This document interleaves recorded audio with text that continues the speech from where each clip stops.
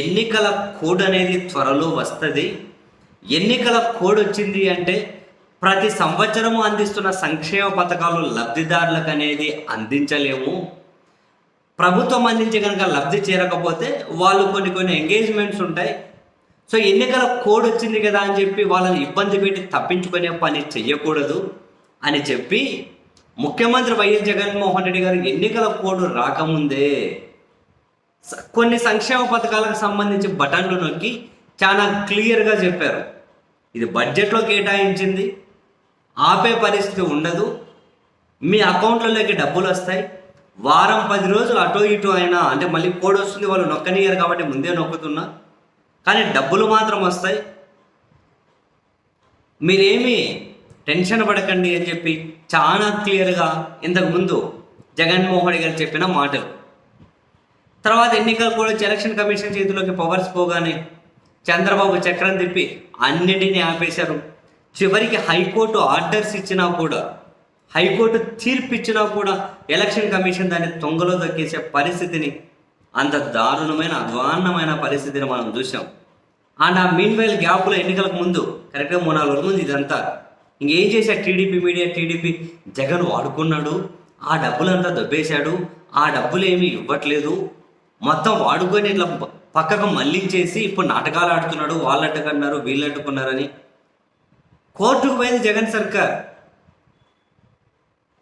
వాళ్ళు ఇవ్వమని చెబితే ఈసీ అలో చేయలేరు, అయినా కూడా జగన్ మీద దుష్ప్రచారం చేసింది. కానీ ఏం జరిగా పోలింగ్ అయిపోయిన నెక్స్ట్ 2 డేస్లో నుంచే జగన్ అన్న విద్యా దీవెన, ఆసరా, చేయూత, ఇన్పుట్ సబ్సిడీ, వసతి దీవెన, ఈ అన్నిటికీ దగ్గర 6,000 కోట్ల రూపాయలకు పైగా రోజు పథకానికి డబ్బులు పడతానే ఉన్నాయి.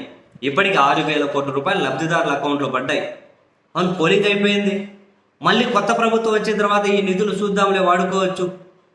సరే, వాళ్ళు మనకు ఓటేసారో లేదోలే, వాళ్ళకు మనం ఏమి ఇద్దాంలే, లేకుండా వచ్చిన తర్వాత చూద్దాంలే నా డబ్బా అట్లా అట్టి పెట్టుకొని ఉండొచ్చు కదా. ఆ తర్వాత ఏదన్నా తన ప్రియారిటీ ప్రకారం వాడుకొని ఉండొచ్చు కదా. వాళ్ళ పార్టీలకు అనుకూలంగా ఉన్న కాంట్రాక్టర్లకు బిల్లులు చెల్లించి ఉండొచ్చు కదా. ఇటువంటి పని కనీసం ఆలోచన కూడా చేయకుండా 6,000 కోట్లు సంక్షేమ లబ్ధిదారుల అకౌంట్లోకి పంపించేశారు. జగన్మోహన్ రెడ్డి గారు ఏదైతే మాటిచ్చారో ఎన్నికలు కూడా వచ్చే కంటే ముందే ఆయన మాటిచ్చిన ప్రకారం ఎప్పుడో పంపించే ప్రయత్నం చేశారు, కానీ వ్యవస్థలు అడ్డుకున్నాయి. పోలింగ్ అయిపోయింది, ఏ రీజన్స్ ఆయన ఎత్తుక్కోలే, 4వ తేదీ వచ్చే ఫలితం మీద ఆయన ఆధారపడలే.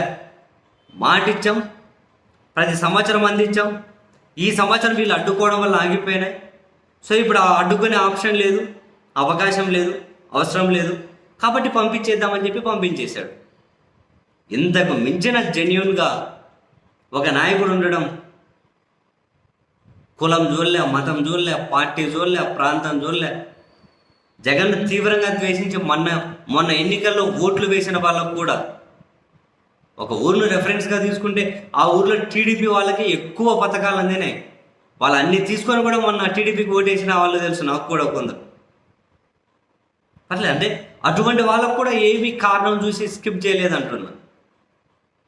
పోలింగ్ అయిపోయిన తర్వాత 6,000 కోట్ల రూపాయలు పంపించాడు డైరెక్ట్గా. జగన్ గారి భాషలో చెప్పాలంటే నేరుగా అక్క చెల్లెమ్మల ఖాతాల్లోకి. ఈబీసీ నేస్తం కూడా ఉంది.